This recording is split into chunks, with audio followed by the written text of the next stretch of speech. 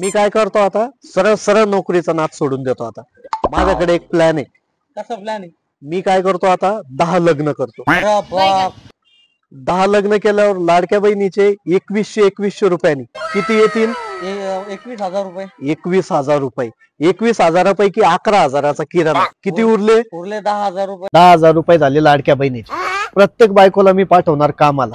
एकीचे येणार 400 रुपये रोज, तर महिन्याला झाले 12,000 रुपये. तर 10 जणीचे किती? 1,20,000 रुपये.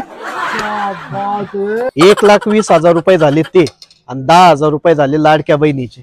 दोन्ही मिळून झाले 1,30,000 रुपये. 30,000 रुपयाचा किराणा पकड. 1 लाख तर उरतील.